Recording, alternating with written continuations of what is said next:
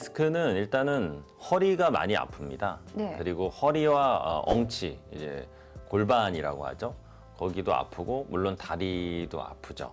근데 협착증과 비교해서는 오히려 앉아 있을 때 더 많이 아파요. 협착증은 허리를 좀 구부리면 네. 조금 낫다고 말씀드렸잖아요. 네. 근데 허리 디스크는 오히려 앉아 있으면 아프기 때문에 이렇게 사무실에서 디스크 있으신 분들이 책상을 짚고 이렇게 엉거주춤하게 서 계세요. 앉으면은 너무 아프니까. 예. 제일 대표적인 거는 퇴행성 변화, 나쁜 네. 자세, 반복적인 안 좋은 작업들, 그리고 운동 부족, 뭐 이런 것들이 이제 원인이 될 수 있겠습니다.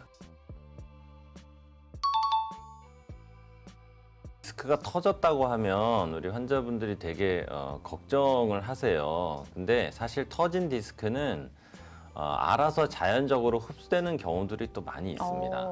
짧게는 6개월, 예. 길게는 뭐 1년 6개월에 걸쳐서 터진 디스크가 조각이 터져 나오면은 우리 몸에선 그걸 이물질로 인식하기 때문에 네. 백혈구 세포 중에 이제 대식 세포라고 있어요. 그게 이제 막 달라붙어서 그거를 갉아먹어서 흡수를 시킵니다. 네. 근데 그게 좀 오래 걸리죠. 한 6개월, 1년 이렇게 걸리니까.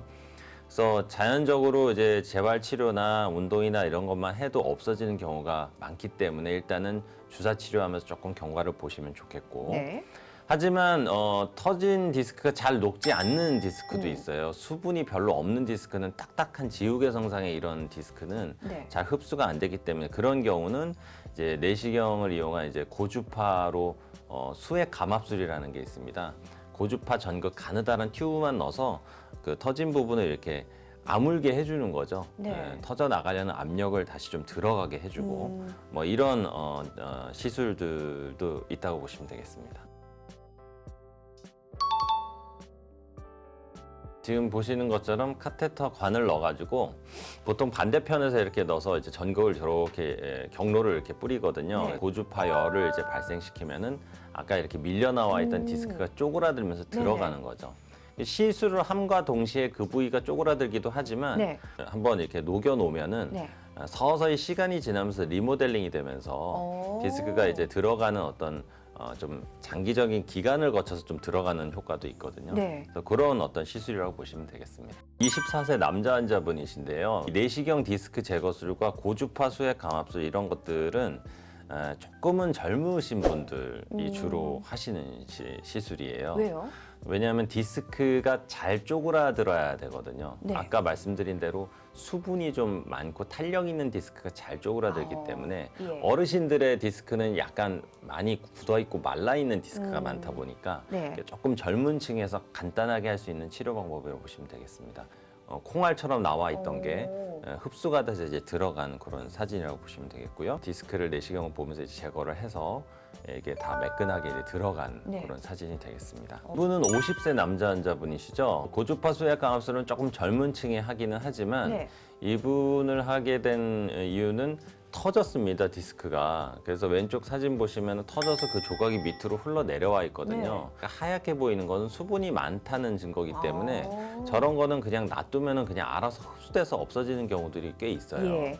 그래서 터져 나와서 내려온 거는 흡수되는 걸 기다리고 위에 터진 찢어진 부위는 이제 고주파 수액 감압술로 그 찢어진 부위를 아물게 해주는 거죠. 예. 그래서 자연 경과적인 2, 3개월의 어떤 치료 기간과 그리고 한 번의 시술 이런 걸로 수술 없이 간단하게 해결했던 그런 사례라고 보시면 되겠습니다.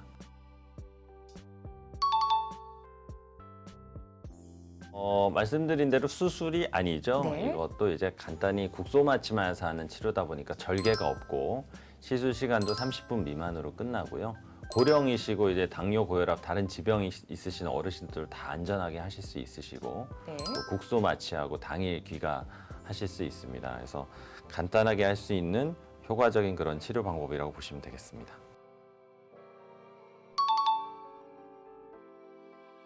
협착증과 디스크의 그 구분을 많이들 물어보세요. 네. 우리 환자분들께서.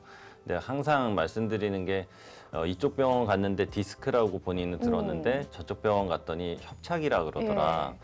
그쪽 병원은 오진한 거 아니냐. 뭐 이렇게 예. 또 이제 걱정하시기도 하는데 같은 카테고리 범주에 있는 병이라고 보시면 되겠는데 좀 차이가 조금은 있죠. 보시는 것처럼 협착증은 주로 황색 인대가 두꺼워져서 이제 신경이 눌리는 거고, 디스크는 앞에 있는 그 디스크라는 추간판이라는 그게 이제 찢어져서 나와서 누르는, 그러니까 누르게 되는 어떤 내용물이 좀 다른 거고요. 네. 통증 부위가 협착은 주로 다리가 저리고 땡기다면 허리 디스크는 허리 골반 쪽이 더 좀 많이 아픈 편이고, 예.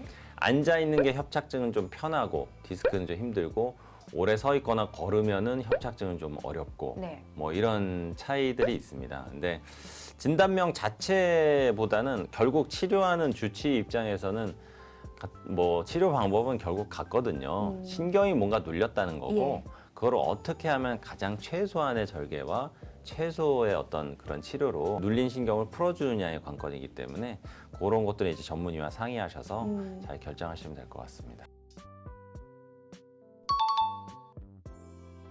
시술하면서 쓰는 약제들이나 이런 것들이 당뇨 있으신 분들이 당이 일시적으로 좀 뛰는 경우가 있습니다. 그래서 그런 것들은 전문의와 사전에 잘 상의를 하셔야 될 것 같고, 두 번째는 이제 조영제를 저희가 쓰는데, 조영제에 또 좀 알러지가 좀 있으신 분들이 있거든요. 네. 그래서 기존에 어떤 치료를 받으시고 병원에 가셨을 때 본인이 갖고 계셨던 특이 체질이나 뭐 이런 것들은 사전에 우리 전문의와 잘 상의하셔서 치료 방법을 결정하시는 게 좋겠습니다.